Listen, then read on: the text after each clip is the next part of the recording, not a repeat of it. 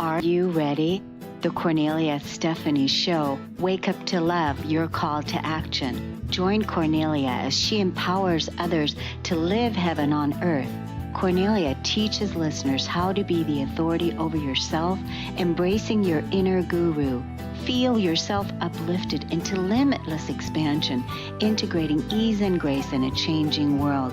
This show will cover topics such as unconditional love, your physical body, how to be in extraordinary relationships, create financial and emotional wealth, embracing entrepreneurship in the new earth.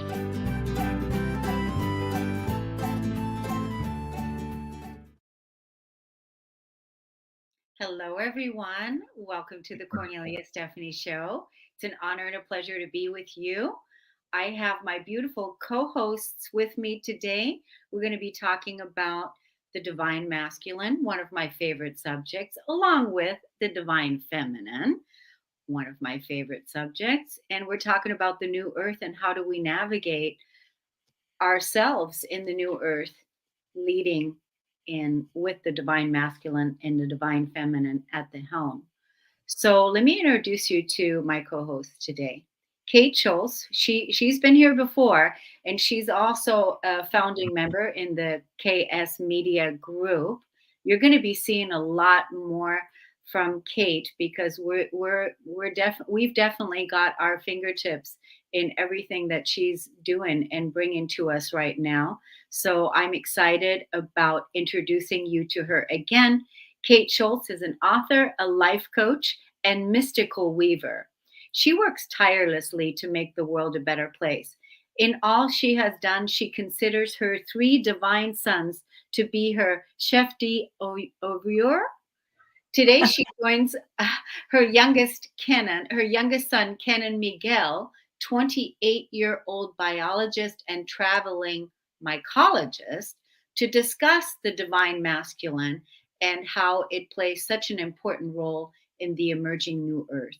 We're so happy that you're joining us here for this lively divine perspective, and we look forward to hearing more what your thoughts are. So be sure to leave your thoughts in the comments below.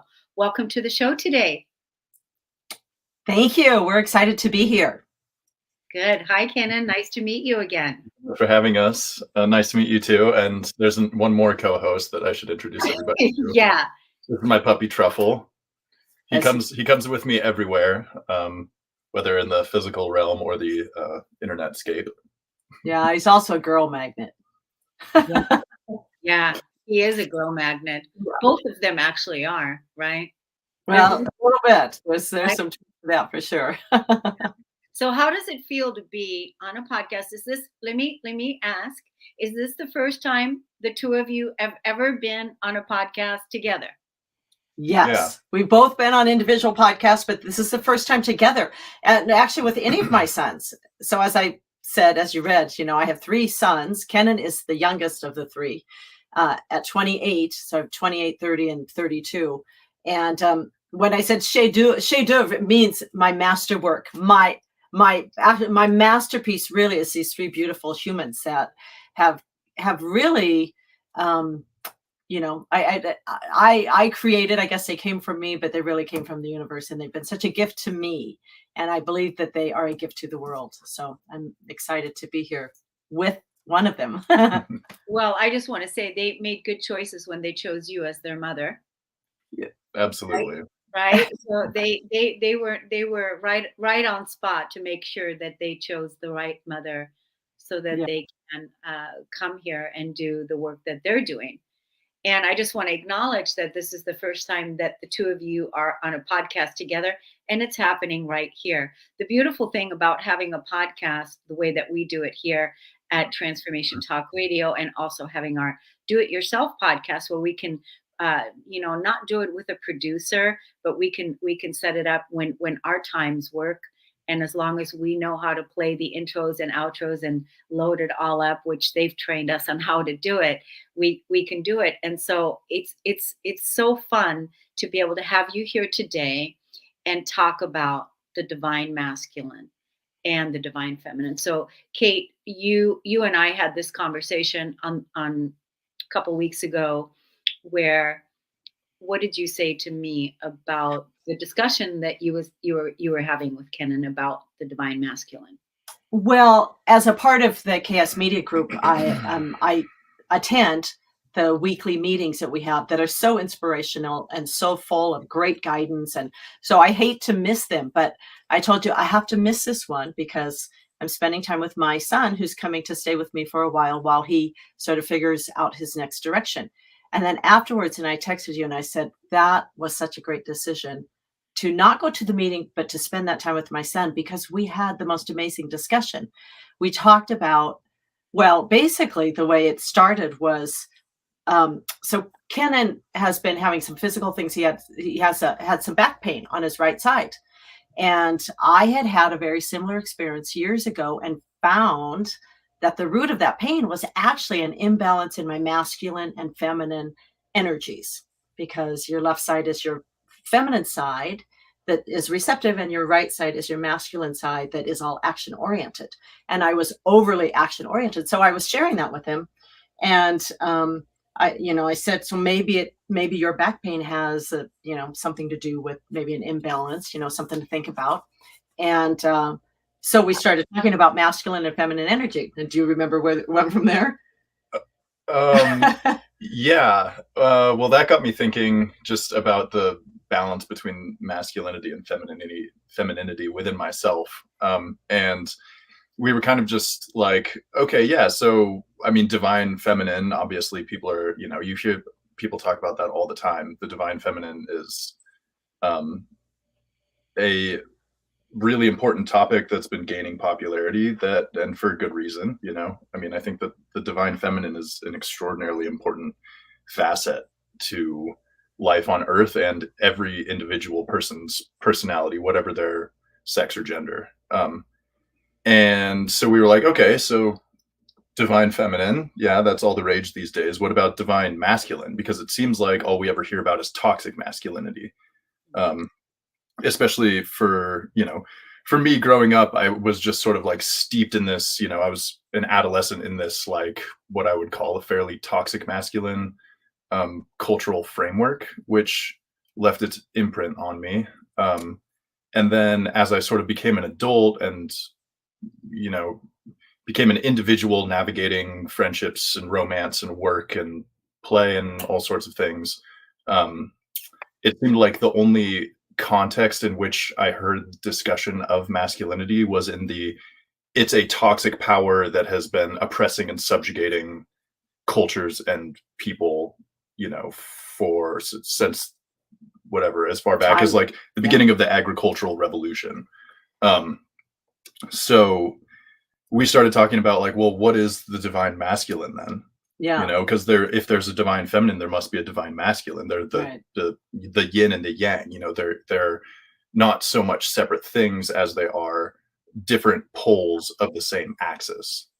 So we just did a Google search, like traits of the divine masculine, and just everything that we pulled up on Google was just a bunch of like clickbaity fluff that, like, if you were like, okay, yeah, so that.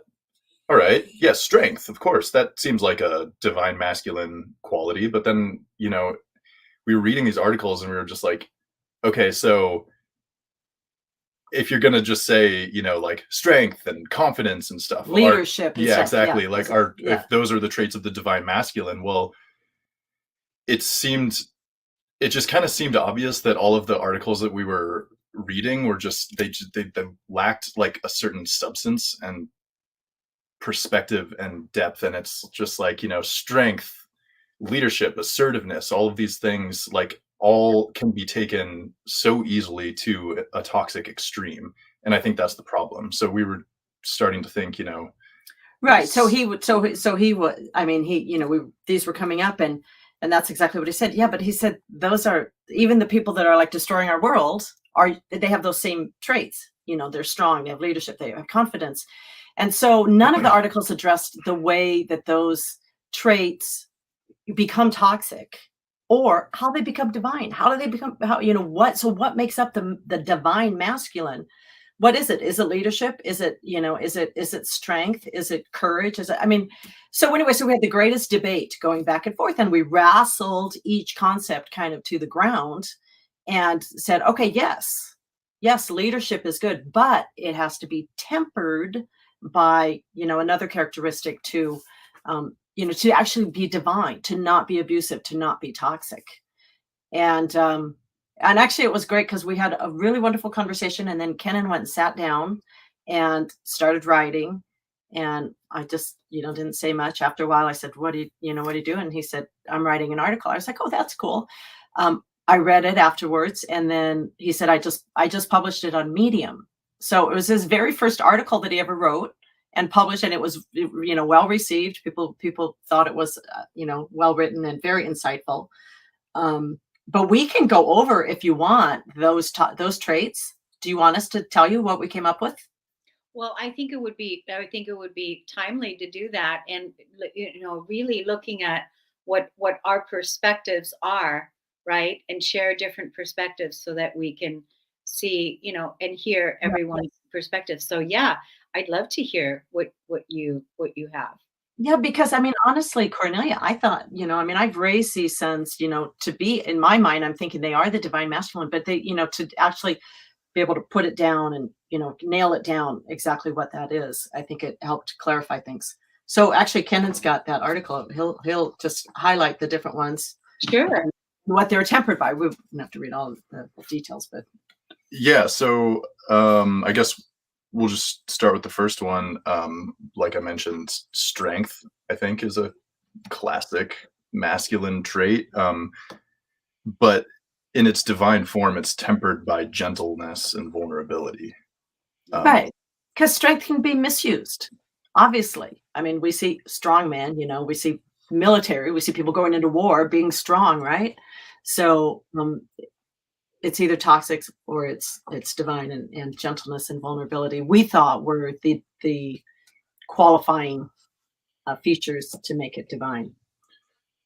Next, conviction or knowing, which is tempered by openness. So the conviction to act when you know what's right, or when you think you know what's right. We actually ended up having a long conversation about what knowing is. Yeah. And kind of came to the conclusion, I think, that the idea that we can know anything truly is kind of a bit of a myth. We can have strong inclinations. We can have a lot of, data and experience that leads us to a certain conclusion. But when it comes down to it, all we know is what's going on in our present moment. And beyond that, we have memories, which are fallible, and we have our predictions of the future, which are also pretty fluffy. Yeah. And all of the information that anyone's ever told us is hearsay. All of the information we've read on the internet is, potentially skewed or biased or anything. So, I mean, and we think, really, when you think about it, it's such a problem right now in our world. There's so much, I'm right and you're wrong. I know this, and the other person, the other thing is saying, I know that. And one of my favorite quotes, which kind of applies to this, is by the poet Rumi. And he says, beyond the concept of right doing and wrong doing, there's a field. I'll meet you there. That field where it's like, we don't already know. We don't know. We don't say I'm right and you're wrong.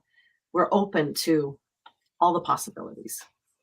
Yeah. That being said, conviction is an important trait. And sometimes we do, have the ability to say, well, even in the humility of knowing that I don't know, have this strong conviction that murder is bad. Right. And therefore I will, whatever, if I do my best to prevent murder from taking place. Right. So conviction has a time and a place. It's an important quality, but I think in its healthiest form is tempered by openness. Yeah. So that is basically like saying, let's say I have a conviction that, whatever. I mean, another one that we could talk about is like that, I don't know, Well, we were just talking about billionaires and how I have a certain conviction personally that billionaires just kind of are ethically not super well, you can come out and say it. He doesn't think anybody should have $1 billion. He thinks that if you have $1 billion, you should be. I think it's unethical. It's a conviction I have, but at the same time, I think that having that conviction with a certain openness to, well, okay, convince me then. Someone who feels the other way, like if you really believe that billionaires are a good thing in this world, convince me of that. I'll listen. Yeah. But until I hear a solid argument, then I'm going to go ahead and stick to my conviction. You see how this discussion went on for a while. Yeah. So next is protection, tempered by allowing. Yeah. Basically allowing, somebody. But the thing is, each of these are beautiful things. I mean, I have a man in my life who's very protective, and sometimes I have to say, just let me. You don't have to protect me from every rock or every bump on the ski slope. Let me just go down the hill. I'll be okay. Yeah. And also, I mean, I think maybe this is a good one to point out that, of course, women have these traits too, or anyone on the gender spectrum anywhere, has a certain mix of strengths and qualities and inclinations and habits and things that could be sort of lumped into the feminine, divine feminine, or the divine masculine. Yeah. And so this one, the protection tempered by allowing, makes me think of the way that I was raised, obviously, because mothers are protective. Exactly. Yeah. Mothers are protective too. And my mother was protective to a certain extent. I think I had a little bit of a benefit by being the youngest. So by the time I rolled around into my teenage years, my parents were like, just eat the food off the floor, whatever. We don't care. Fine. So, but I think that really benefited me, having this sort of like baseline of protection, making me feel secure in my life, but also a high degree of freedom and autonomy and allowance to go, have my own adventures and make my own mistakes. Because I learned a lot from those. Yeah. Next, reason tempered by imagination. Right. It's good to have intellect, but it's also sometimes good to say there could be other information I don't know, and it's just related. Some of these are related, related to openness also. But yeah. Okay. Words are interesting. A lot of these concepts are so deeply interconnected, and also, I mean, like the previous one, protection is like also divine feminine. Yeah. Totally. So there's a lot of overlap. And I mean, when I was writing my article about this, I was like picking these concepts that I was going to include in my article. And then I looked them up and got, a textbook definition from a variety of sources. I looked up their synonyms, antonyms, and just sort of like did a little bit of wordplay in my head, just to kind of be like, okay, what exactly does the word vulnerability mean, for example? And that's kind of a complex, interesting one, I think. Deeply researched. Yes, deeply researched and felt. Okay, next is self-control, tempered by emotion. So again, on that one, I mean, you think about it, men have been taught not to cry. So often, too often, not being allowed to show emotion.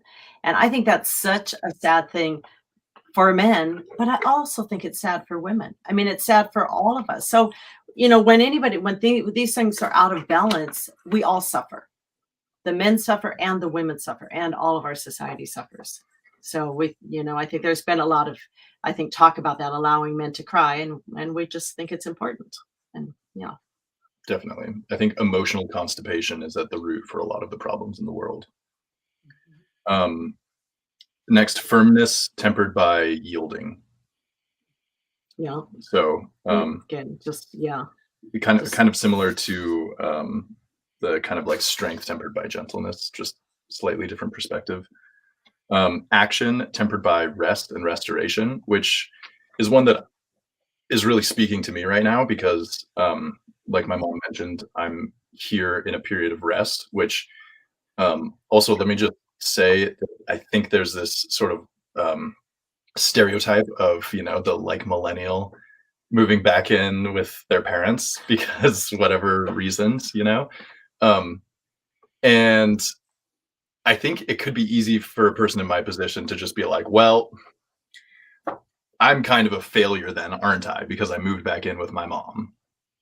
But I really strongly feel that this special little unit of time and space we've had to share together has been an extraordinary opportunity for both of us to grow and learn and progress down our own paths and down our paths together. And I mean, if you think about it, if you count down the days and months and years we have left in our lives, there's only so much time, as we age, you realize like these connections that you have with people only really receive as much as you put into them. And I think a lot of the time we grow up and we move away from home, and then it's just, you see your family on the holidays or whatever, but this is the most precious relationship that I have. And so precious to have this time together. And it's just, I mean, my feeling, I mean, I've never believed that my job was to get my young men put them on the hamster wheel and get them to work until they're old and finally they can stop working. That's not what we believe in. I mean, I want them to find what they want to do, what they love to do. And I want them to be healthy and have a balance in their life. And so this is the time for us to, have that balance in our relationship and in being healthy. And we've had just some deep, spiritual talks and stuff. It's been awesome. And back to the list, this is on the subject of action tempered by rest and restoration. Yeah. And one of the things that my mom writes in her article is the healthy support of this trait action is not golf, TV, sloth, just smoking a bunch of weed and sitting on the couch or, any of those things. And I've done plenty of that. It's not really that restful. It's like, it's not restoration. You might be doing nothing physically. You might be doing nothing, but restoration and restoring the busyness of one's life is more like, quiet meditation, getting into nature, really getting centered in your soul. And that's important for men. It seems like, more women to get involved in that sort of thing, and men are go, go, go, go, go. But it's important, men out there, that you take that time to restore your soul. Yeah, I think a lot of the sort of, like my mom mentioned before too, I've been experiencing a lot of like back issues and a lot of gut issues. And part of that is probably because I was living in a van for 2 years. But part of the van life and just my life in general entailed constantly jumping from one thing to the next, to the next, to the next, to the next, to the next, and just never resting. I mean, like if I look back, it's like since high school, since before high school, even it's like, I went off to college and then I had summer jobs and then you do one thing to the next. And because it just kind of feels like if you withdraw from the system of perpetual movement, like you're going to fall behind or something. And I think that's kind of an illusion. But just in coming here, I've spent a lot more time, like meditating, which has been kind of a wild experience because just the intentional withdrawal of my own mind from that space of constant thought and chatter is when you enter into that space of quietness and rest, you realize that every other waking moment of your life is filled with that constant chatter, and that alone is kind of exhausting. He's also gotten involved in Tai Chi, which is very good for your energy. It's been interesting to watch that development. It's lovely. I would definitely recommend it to anyone out there who needs rest. It's sort of meditation of the mind combined with meditation of the body through slow intentional movement. And it's a really lovely way to ground and center yourself. So moving on to the next facets of divine masculinity, leadership tempered by receptiveness. We kind of touched on this one at the beginning, right? Yeah. So being open and accepting input, even from, the least of people. It could be the receptionist in your business. It could be a homeless person on the street. I mean, you don't know where wisdom is going to come from. And so not to assume that just because they're not someone important that they don't know, I think is an error. Yeah. And then last, this list anyway, is confidence tempered by humility. So, yeah, I think we're all attracted to, in some sense, to confidence. You know, you can kind of like see people carry it on themselves like clothing almost, as they walk through this life, just in the way that they walk, how they make eye contact and all of those things. And I think that having a certain confidence in your own being is really important for your own sense of happiness and worth. And also, I think, kind of draws people to you. But at the same time, confidence can easily cross the bridge into arrogance, conceit, narcissism, self-righteousness, basically ego. Yeah. So that was our big list. Say again? So go ahead. I just said, so that was our sort of divine masculine list. Well, I love that exercise that you did with looking it up and looking what the words are and writing it out, and even looking at what it means to you, because really that's what it's about. It's about you discovering, right? What does it mean to you? Not outside of you, but like, what does it mean for you? And, according to your own inner wisdom. And when you were reading the list, what I actually felt is that you were expressing masculine qualities tempered with the feminine qualities. So actually, I saw your list of the masculine trait, like strength tempered with, and then whatever it was tempered with. And so, with a lot of the things that you were saying, I felt like you were identifying masculine strengths and acknowledging divine feminine qualities to balance that. That's what I felt. I would have to look at the list again so I can see actually, is this feminine? Is this feminine? Because again, that part that you were speaking of when you're now at this place at your mom's where you're resting, that's also a feminine trait of really resting and receiving and not doing, not running, not going. The masculine is the masculine energy in all of us, because we all have masculine energies, we all have feminine energies, but beyond that, we are androgynous beings that's not even based in masculine and feminine in that way, but we're all taking action in one form or another. And the divine masculine or the masculine energy that we take is taking action, showing up, changing our thought. What is the thought? Showing up in that. And, like Cate said earlier, the right side is the masculine side, the left side is the feminine side. Right now, you giving yourself permission to completely rest and balance your masculine energy with just being, and that is worthy, and that is enough, and that has value, a lot of value to rest and restore, because of the way that we've been conditioned to go, go, go. A lot of us women have been conditioned to man up. We had to learn how to become women again and actually balance our energy and allow ourselves to make space, make room for meditation, make room for intuition, make room for softness, make room for humility, make room for gentleness. We've actually had to learn how to do that because, we were also trained to, be in our masculine energy, especially in the state of the world and the non-honoring of feminine. Yeah. So we had to make room to allow the feminine to be birthed through us, but first by feeling the suppressed emotions that we had stored for, eons of time and holding it in our body. And then by us doing that, we're modeling it now so that we can say to the men, please cry.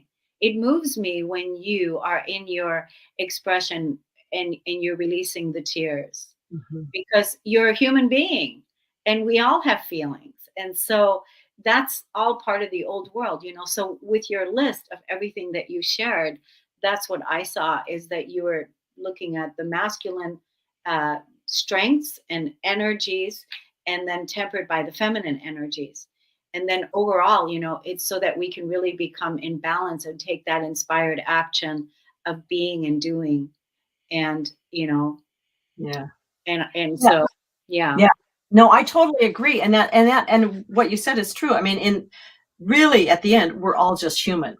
Yeah. I mean, we all have our feminine and we have our masculine side. And it's kind of where those two energies dovetail that you find the sweet spot, so the masculine energy has gotten a little bit out of balance, which is why we call it toxic now, because it hasn't been tempered by these things. As it starts to be tempered by those things, it moves towards, the feminine energies. Now the feminine energies, which we also worked on, got a little bit out of balance too. Women tended to allow themselves to be too meek, allow themselves to be, talked over, allow themselves to not have a career or not have a life, because they, that was the way women were treated for so long. They were subdued. And so that's why there's that calling of the feminine energies to come back. But when both, the masculine and feminine energies are in their divine state, they're right next to each other. Yeah, I call it a beautiful dance. I call it a beautiful dance of, leading and following, so harmoniously that it's like one, we just know how to do it together inside of ourselves, because we know what those traits are inside of ourselves: the being, the intuiting, the meditation, the receiving, the receptive, and then the leadership and the action, the non-passive, like standing up for something. Like, you're not going to harm children in front of me. You're not going to hurt, beat up on a woman in front of me. There's not going to be any violence in my house, because I'm going to stand up to it. I'm going to stand up to it. That's not going to be okay. I'm not going to be meek and sit back and go, oh, that's okay, when that's a core value where, that's not going to be tolerated in my immediate environment, right? In my reality. I think part of the whole masculine and feminine piece is, like what you guys were doing is, I think, so helpful with really looking at what are the traits, and then even taking it even a step further would be fun to do too. And that is looking at archetypes of masculine energies and archetypes of feminine energies that you admire, right? Like, I can look at archetypes. I can look at the Christ, Jesus, the Christ, and I can admire that archetype energy of the type of person that Jesus was, or Buddha, or Nelson Mandela, or Martin Luther King. Like, looking at those type of archetypal leaders and masculine energy. Jesus, he would not allow violence to be, he wouldn't allow that. So he stood up for that. So to me, that's a strong heroic energy of the masculine, of the divine masculine. Yeah, and Jesus was also very compassionate and very gentle and very kind. So he exhibited the feminine energies as well. Right, so, and he did. And that, I think that's the part, is to embrace both within ourselves. Because really, the divine feminine is a frequency. It's not a woman per se, that it's the woman. It's a divine frequency that is softer, that has more compassion, that offers more kindness, that offers the opportunity to raise higher in frequency, and using our consciousness, our wisdom, not weapons. Because the patriarchal society that we have been living in for thousands and thousands of years, the toxic environment that you all are talking about, they have had plenty of time to lead us to the promised land. Yeah. Plenty of time. And that's why we're calling for the divine feminine. But I think it was just really fascinating to really, like I said, pin it to the wall, Yeah. So can I go through real quickly our divine feminine? Absolutely. Okay. I won't spend a lot of time on them, but basically the same story. So we took because they're beautiful feminine qualities. So you think, because I hear men say, so what? I'm supposed to be like a woman now? Is that it? I'm supposed to be like a woman? No, that's not what but look at the qualities that a woman has. And some of them are receptivity, which is great. I mean, women are inherently receptive to new and alternate ideas, more so, I think, than the masculine gender at this point anyway. But that receptivity sometimes has to be tempered by decisiveness. There's a time for women to stand up and say, like you said, Kornelia, no, I'm not going to let this happen in front of me. I'm going to stand firm. I'm going to be strong in this. So that's the countering to, yes, it's great to be receptive, but know when to be decisive. Listening, women often have been, they've been told or they've been shown to be good listeners. But it's important to also speak your truth. And that's something that, I had to learn later in life, because when I grew up, my dad basically did all the talking, and we were taught to listen. Me and all of my sisters were taught to listen and basically do what he said. So it took some learning to say, wait a minute, I have a truth to speak, and I need to learn how to speak it. So that's what we women need to do. Yielding, like we talked about with men, the opposite. Their strength was tempered by yielding tempered by resoluteness. Again, there's time when women need to, step up and step into their role of being powerful people. Gentleness and vulnerability, the exact opposite of men. Like we said, they meet in the middle, tempered by strength. So it's where they meet. And again, almost the reverse of the men, emotion tempered by reason and logic. I mean, women have been accused for a generation of being too emotional, of, dissolving in tears in the middle of a discussion, or, and we've all seen it. So we women are called to temper that emotion, to have that emotion, but temper it also with reason and logic. And I think that's where we step into our power. Again, very similar to what we talked about there, the nurturing, because women are the bearers, the creators of life on earth. So we are naturally nurturing creatures, but there's times when we have to let go, when we have to allow them to go off and live their own lives. And then intuition, which is again the left side, the understanding of yin and yang, feminine and masculine. The left side is the feminine side that receives intuition, and the right side is the masculine side that acts on that intuition. So if you only receive it, like, oh geez, I feel like writing a poem, or I should do a painting, but you never do it, you're out of balance. You're receiving intuition that you're not acting on. So you need that masculine energy that acts on things. And so that's, it's just like you said, I love the way you described that, or it's like a dance back and forth between the feminine and the masculine within each of us, and the feminine and the masculine in society, in the world. If we only had the feminine on this planet, if we only had the feminine, we would be water that would be stagnant, and there would be no movement. Right. So we have to be very grateful that we have the masculine on this planet, because at least with the masculine energy, we get to move. Because otherwise, if it was just in the receiving, if it was just the feminine without the action, without the masculine, it would be stagnant water, and it wouldn't be good. It wouldn't be good.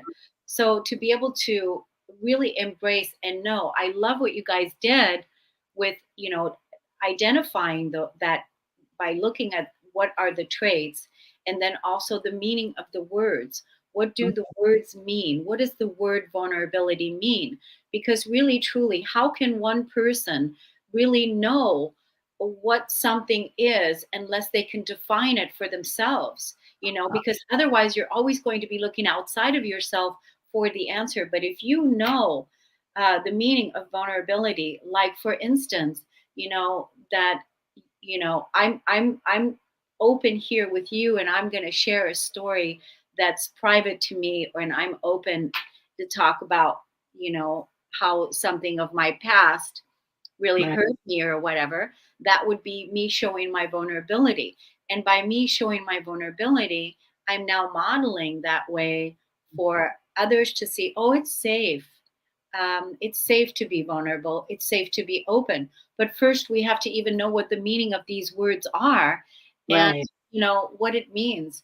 So I think this is a really great exercise you guys did. And even the discussion, to have these discussions is brilliant.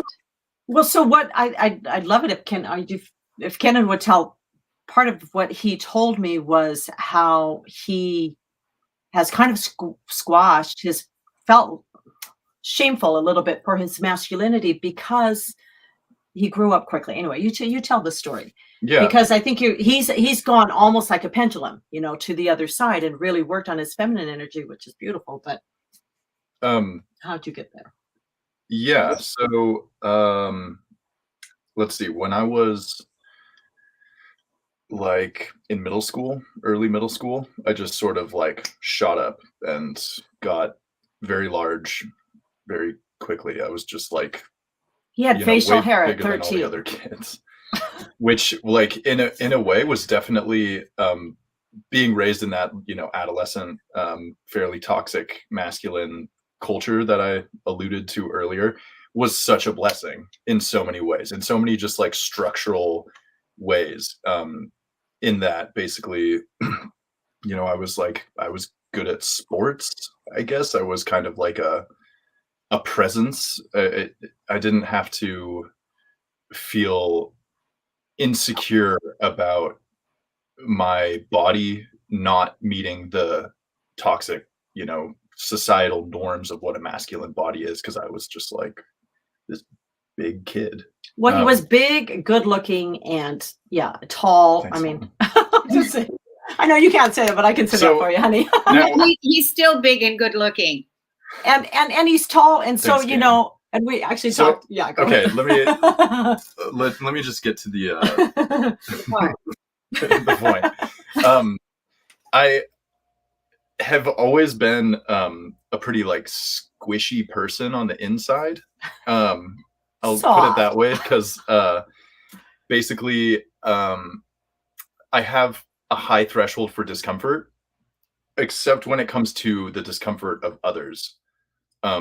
So the thing that makes me most uncomfortable is other people are uncomfortable. Are you there? Because it looks like we had a little internet. Okay, good. Okay. You were a little bit squishy. Yes, I'm a little bit squishy. No, I'm very squishy. I really want other people to feel comfortable. I really want, other people to feel heard and seen. And as long as I can remember, I've always been this way. So when I was in middle school, you might have noticed I'm like kind of trying not to right now, but like if I just rest my face, I'm like, just like kind of have this like intense like brow. It's like my face at rest is just like. Are you a Capricorn? Huh? Are you a Capricorn? I'm a Cancer. You're a Cancer? Yeah.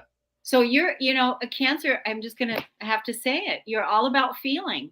Cancer is all about feeling. It's all about feeling. So you're water. You're feeling. You're nurturing. That's right. Yeah, definitely. But it was in contrast, right? Yeah, it was in contrast to the way that I appeared physically. And I just remember I have this really clear memory of being in I think like 7th grade. And there was this girl, she was like a friend of mine. I had a huge crush on her. And she was like, and we had a class together, and like after class we were like in the hallway or something. And she was just like, Are you mad? Or like, what? Why are you always so angry? And I was like, I'm like never angry, like at all, And then I just realized that it was this like physical presence that I had, and like the look of my resting angry face and my like large kind of imposing frame. I realized that just my physical presence carried with it a certain energy which was not true to who I felt like I was on the inside. It was intimidating. He felt like he was intimidating other people, unintentionally. Yeah. And so from that point on, this totally wasn't like a conscious effort for the longest time. It was a very subconscious thing that I eventually realized was very intentional in a way. But the way that I carried myself changed, I'd kind of like slouch and try to make myself smaller, Yeah. And I think so that you were like trying to protect yourself, kind of close off, like not be open. yeah, just kind of it's like not take up any more space than I need to, because I Wow. also take up a lot of space. And Wow. also in my interactions with people too, I mean, I think I noticed sometimes I raise the tone of my voice when I'm talking to someone, So it's not so and I think, deep. I think that's like a You do method. have a really good voice. You do have an excellent voice. Your mom does too, but you do. It's nice and strong. Thank you. Yeah, voice is a weird thing that I've been getting a lot more in touch with lately. But this kind of started our conversation about this, because it was like he's been a little bit like trying to stuff down his masculine energy, right? Yeah. For years. Yeah. Because he was too big and too deep of a voice and too intimidating and too strong of a brow, which is to this, to that. Yeah. Because our men should be allowed to rejoice in their masculinity. Nobody's asking them to not be masculine. No, because exactly. And here's the thing: if you are in a masculine body, be all masculine. Be in your masculine body. If we're feminine in a feminine body, be in our feminine. Be fully in our body. We came to, and we chose these bodies to express ourselves. And for you to really fully embrace your masculine, your beautiful energy, your beautiful self, your voice, all of it, your tallness, your beautiful body, to really embrace that masculinity and your gifts, and not, I'm calling out your masculine. Please come. Please come out. Please come out. And please. And this is part of what he's learning, Kornelia. He's allowing that to come back out. But thank you for calling it out with calling me. out your masculine, being in your masculine. But one of the things what you were saying earlier is, a lot of us are empaths too. So when the person said to you, "Why are you always so angry?" I wonder if she was projecting. Because a lot of people pick up, especially, water, emotion, you pick up the emotions and energies of other people. And so you have that feeling also. So maybe on an emotional level, on an empathic level, you were picking also that energy up, but you didn't know it. Especially, it's harder for water people. You're a water sign. Cancer is feeling. It's all emotion. It's emotion and feeling. So if you're empathically picking up the emotions of other people around you, and you have that water and you don't know how to identify it, that's a big piece of it. So and the other thing is, again, I mean, our society, values that structure, that man, right? And we were talking about this today, and because I say men traditionally have suffered because they've been evaluated for the three P's: being strong, rich, and sexy, you could say. But they can produce, they can procreate, and they can protect. The three P's. For years, men have been valued for that, which is limiting manness to something so base. So he's tall, he's strong, he just needs to make more money, and he'd be the perfect man, I guess. But how sad is that? And he said, so he benefited from that in a way in grades or in middle school by being all of that, good looking and from a good family and whatever. But still, what he really, wanted to be in touch with was that softer side of himself, was that feminine side. I'm so glad that you're there at where you are right now, because what you're there, I'm feeling like you're there to embody, and accept and embrace your feminine side. It's not always about the money.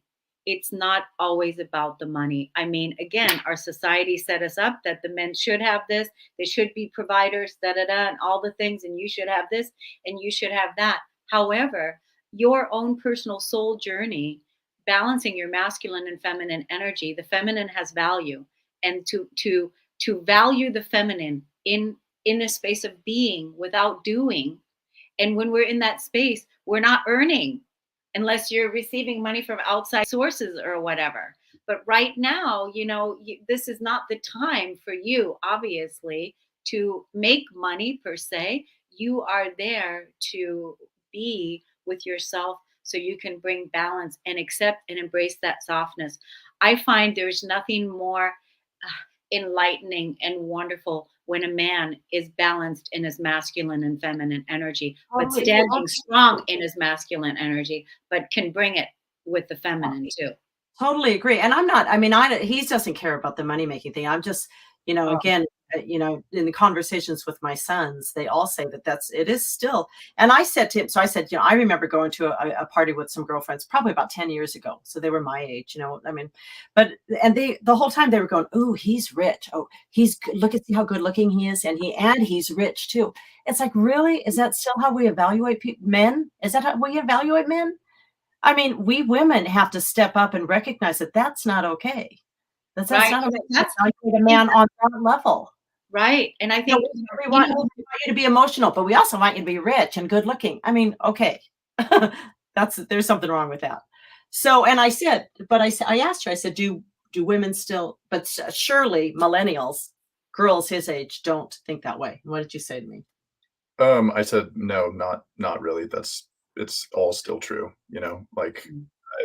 which surprised me. And me. I mean, yeah, people are progressing in some ways for sure, but the idea of a woman wanting to find a man who's taller than she is, for example, is still very present in my generation. And that's, just one example of many.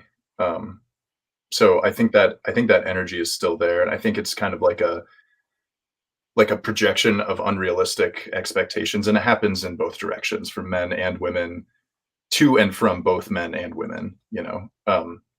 These unrealistic projections of like, oh, you are, I'm looking for the perfect woman who is these things. I'm looking for the perfect man who is these things, and a lot of the time it's just kind of like, take the list that we read, subtract all of the tempered by qualities, and then there's the thing that you think you're looking for. But but then, and I think since pretty much everybody falls short, I think especially in the masculine sphere, if we're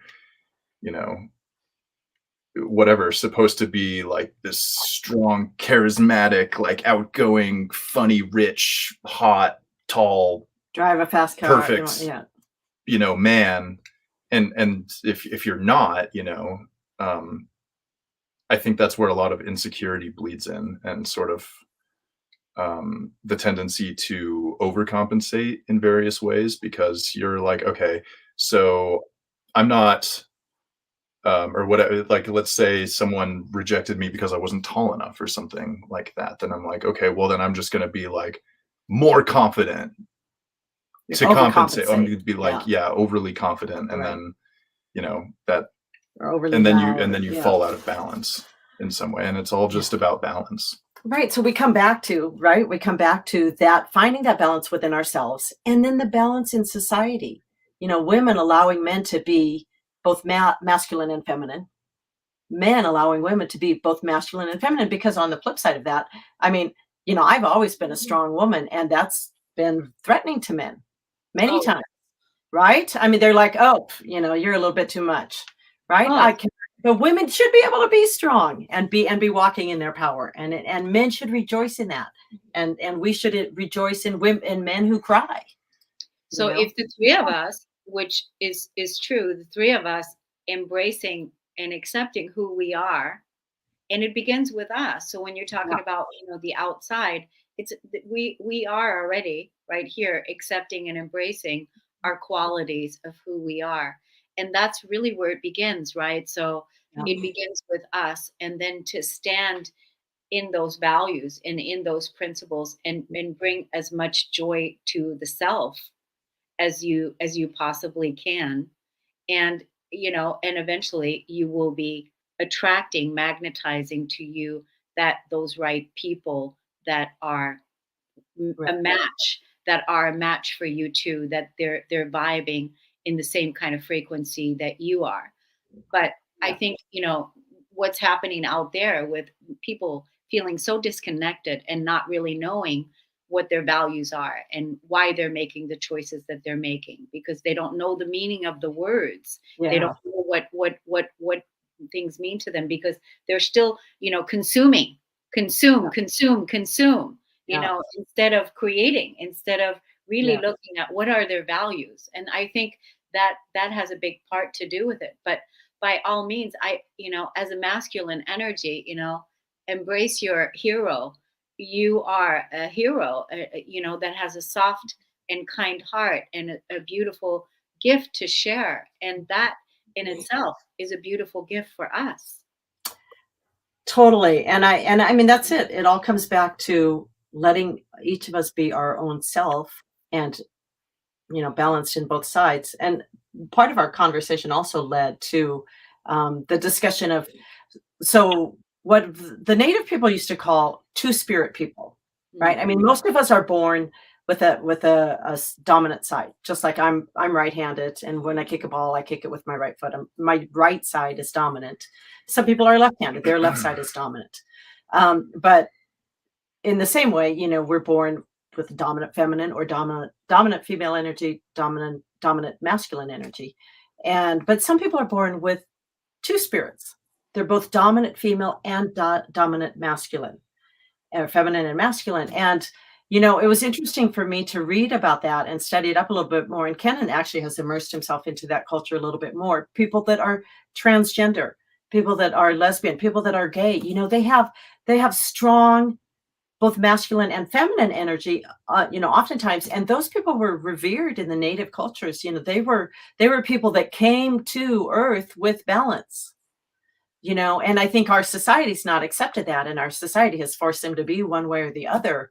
And it's going to be a beautiful thing when we can learn to accept people that are not one way or the other. What's really amazing, Kate, is that I recently had somebody on my show, a transgender and amazing person. Like before, when I just even opened up the show, where I saw the person come on screen, I instantaneously felt a huge heart opening, and I just wanted to give that person a hug. The person used to be a man before. No, I think the person was a woman before, and now is a man. Anyway, the conversation was so great. I had a wonderful connection with Tyler. I did invite Tyler to come into our community. Him and his mom both. So that is something, hopefully, that is still going to happen, because they were just, an incredible pair to talk to, because I find that those people that are here to, show us to extend our awareness of how we judge and how society has judged, and then how do we rise above that? Because again, if we're going to live heaven on earth, which is my mission, my motto, then we have to live and act like we accept all, but only the good qualities of the kindness, the compassion, the love, but not the violence. We don't tolerate those things, but we embrace the right action, like the Hopis taught us. Who are you living with? Who are your relations? What, who are you breaking bread with? Those type of communities, right? Yeah, and that's actually community. I love that word. I mean, it's one of the things that we kind of talked about with the feminine skills that I think are being called with the divine feminine, and those are community building, cooperate. What I call them the co-words: cooperation, collaboration, compassion. Those are beautiful skills that women tend to bring forward into the world. So again, something to celebrate in the divine feminine, and certainly something that men, when they're walking in their divine masculine energy, also share in. I feel like, for a man to be able to be in his masculine, and also at the same time do what you did earlier, Kennan, when you looked at your mom and said, this is the most precious time for us. That softness, that is a nurturer. You are a nurturer. I'm telling you right now, you are a nurturer, and you have that space already, that beautiful gift. And I'm calling it out, and I'm really hoping that you will allow yourself to be that more with your tallness, with your voice, with your masculinity, and be the nurturer that you are, because you are that. I can feel it. Yeah. Thanks, Kornelia. That means a lot. Yeah. And it's interesting because I think in some ways, although I haven't really quite found perfect balance yet, I think my life before now until recently, I think I was living sort of a like structurally masculine life, but in terms of my like interpersonal connections and whatnot, was existing in a more feminine space. And I think that's kind of that's come to be reflected in my like style, like the way that I dress. I used to not think that much about the way that I dress. And then as I've sort of like come into my like the deeper understanding and embrace of my feminine side and of that, you say nurturing, I think of myself more as a reflector, like a mirror kind of. Mm. And I think that helps me be able to get along well with anyone, because I can sort of receive them and reflect back to them their you know, the beautiful parts of their soul and their being. I think it's that's just kind of how I interact with people. And as I've been, you know, coming to terms with that, I guess my style has changed, and I wear a lot of flamboyant, flowery women's clothes. Honestly, I think women's pants fit me better. And Wow. if you saw me in, you know, in the streets of Arcata where I used to live, I was wearing like flowery pants and like super tight shirts, and I don't know, just like I've noticed though that people like stare at me, you know, because I am this like I have this large masculine frame, and then I'm just like covered in flowers. And it's just like I don't know. I've come to realize that there's a lot of power in your external expression in a space, and I want to be. I mean, A, this just feels like the right way for me to express myself, and B, I've found that it actually can be really valuable for people in their own right, in their with it, whatever it is they're dealing with, just to look at me. And because you're giving them permission. And yeah, because I'm being masculine and feminine at the same time. That's just like a deep part of who I feel I am. I don't have a choice about the way my body is shaped so much. So that's just kind of like, there you go, I'm masculine, but then I do have a choice in the way that I dress. And I mean, you know, look at my hair. I like your hair. Yeah. I think that I just want to represent the concept of balance, you know. And it's not like necessarily been like an intentional thing, like I'm going to wear my flower pants today so that I can be balanced. But at the same time, I think that's what people get, and I think that's why people like stare at me sometimes and like and you know, comment on the way that I'm dressed. And I think that in a way, like you said, I hope that people can be like, okay, if he can do it, he can do it.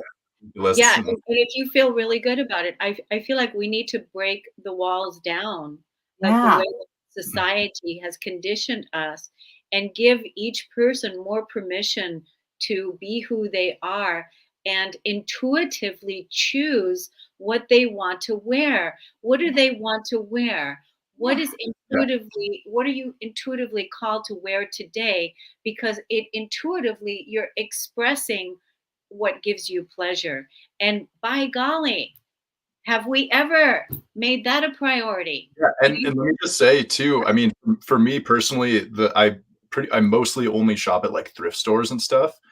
And so for anyone out there who's listening, just do this easy exercise next time you go shopping anywhere, like let's say a thrift store, because I love thrift stores. And if you don't go to thrift stores, start going to thrift stores because they're great.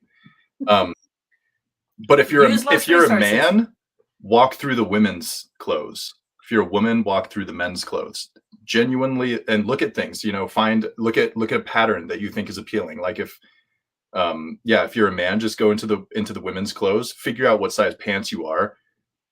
Maybe you'll find a color style that you like, and don't be afraid to try it on. If you see a shirt that has a lot of flowers on it and you really like flowers, buy it. It might fit you better than any, boxy men's clothing in the men's section. And why shouldn't we all be able to wear whatever? Whoever's made the rule that only girls can wear flowers? I mean, those, like you said, Kornelia, those walls need to be broken down, and we all get to just be free to be ourselves. Well, just like with you, I'm talking about this. I've talked to you about it before. I'm getting ready to roll out the 100+ club, and so again, breaking down those barriers of as we're living ageless, because that is my message, living ageless, not identifying ourselves with age, but breaking those barriers of how we were conditioned by aging, and then by what you should wear when you're aging. So even that,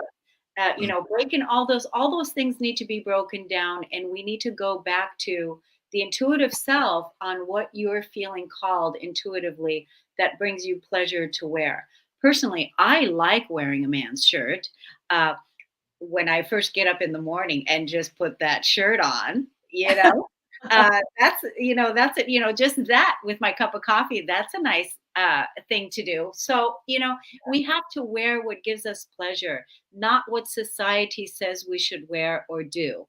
Well, I saw a picture of a woman who's 104 years old, and she was in a black mini skirt and black boots and a cute little, I think, leopard top. And I thought, see, there you go. You can wear a black mini. Yeah, that's going to be me. As long as you want to.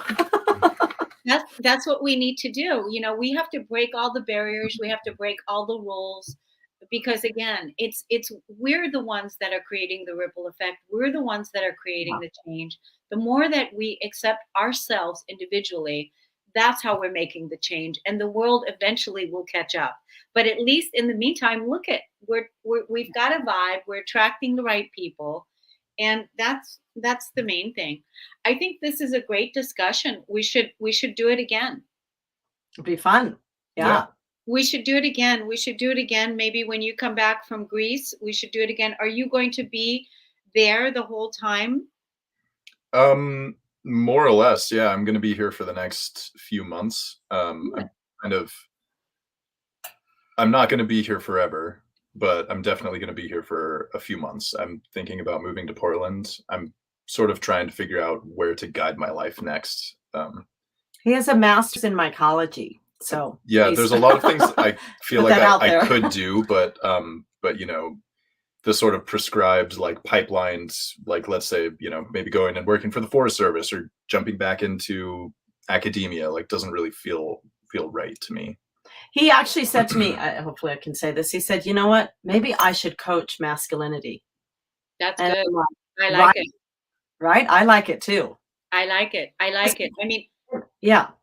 And I think even like right now, the fact that you are there and that you can just take the next couple months with no agenda, just open space, curiosity of what's next. My gosh, you're going to be so blessed with what's going to come through right now, because you're giving yourself the space. And that to me has more value than that billionaire that you were talking about earlier. That's right there is where the value is, because most people never give themselves permission to have that space, not even after they're retired, because they don't even look that deep, which retirement is another word that needs to be released and let go, and barriers broken down. That's all old conditioning. So, No, I love what you said about permission, because honestly, anybody who's listening to this, take the permission to take some time off, get off the hamster wheel. Get off the hamster wheel and take some time to really sink in deep and figure out what your life is about. You'll never regret it. We were trained and conditioned to, get married, have kids, go to college, get a job, work at the job, work hard, get the house, the whole thing, and then age, and then retire, and then that's it. That whole thing is completely not how I'm doing it. No, yeah, it never has been how I would. It's never has been. I think that's also one. I mean, that's one thing that I think my generation is progressing in, and again, it's like, or is it just my echo chamber that I surround myself with? Like, it's hard to say for sure, but certainly most of the people that are dear to me that are roughly in my age range are kind of like, okay, that whole idea of like work for your future retirement sort of is not the way I want to spend my life. I mean, it's defined by a lack of presence, and that in turn leads to basically an inability to enjoy any given moment ever. So yeah, I mean, I think it's really important that we can remove ourselves from that. Yeah, I think we put a lot of things on the table for people to consider today. We had two hearts here from two people in our group that were watching. Hi, Cindy, and hi, Trish. And so it's nice to have you here. Thank you so much for coming on and for sharing your gifts with us today and your inspiration, and also having this discussion about what does it mean to be the divine masculine? What does it mean to be the divine feminine? And wearing flowery pants or shirts if we want to. Yeah. Thanks, Kornelia. Thank you too for having us. And I'll, if anybody wants to read the articles more in depth, they're on medium.com. You can just look for KS Mighell or Cate Shultz. So what we're going to do is we're going to take this video. I'm going to send you the links, Cate. You can put it on your YouTube channel as well. And then when you are watching it, Kennan, if you could go to it and put that link for your article in the comments below, that right away it's there and people can get it there. It'll be easy. But we're here now. I have to plug Cate's book real quick. So we have to talk about Soul Primer. Cate, do you want to just say a few words about your precious book? Sure. This is my newest book, and it was designed to help people learn to live trouble-free lives, and by extension, hopefully help transform the world so that we are not dealing with so many troubles. But it's an ABC book. You practice each letter. Each letter is assigned to a concept that you practice for 1 week for a total of 26 weeks. So it's a 6-month program, life transformation program for the price of one book. I wanted to make it easy and accessible for people to change their lives. And this is the easiest way to do that. And you know why else this is so great? Because you're going to get intimate with the word. Because A is for abundance. And in order for you to know what abundance means, you, the experiencer, you can only know what abundance means through your experience. Otherwise, it's only outside of you, and somebody else is going to tell you what abundance means. But that's right. You practice it for a week, so it raises your awareness of that concept. Yeah, and the book is available on Amazon, right, Cate? Soul Primer. So we've left all the plugs. It's Easter weekend, Good Friday. What are you all doing this weekend? Oh, we're just hanging out. We might I don't know. Hang out. Might go to town. Leave the cabin for a moment. And we still have snow. We still have snow on the ground. Oh gosh, I can't even imagine. Yeah, that's interesting. But I specifically intuitively wore yellow today. Oh, I love it. You know, I wore the yellow today. I said, what color do I want to wear today with the way? That's why I'm saying intuitively I'm wearing yellow. Yeah. And I wore green, Easter, spring green, and Easter and yellow, good bright colors. Yeah. Thank you so much for coming on. Happy Easter. Nice to meet you, Kennan. You too, I hope to see you again. And then maybe when Cate comes back from Greece, we can have another conversation. Yeah, that would be wonderful. Absolutely. Thanks, Kornelia. Yeah, thanks for hosting this. Okay. Thanks Yeah. everybody for listening, and we'll see you soon. Take care. Ciao. Bye.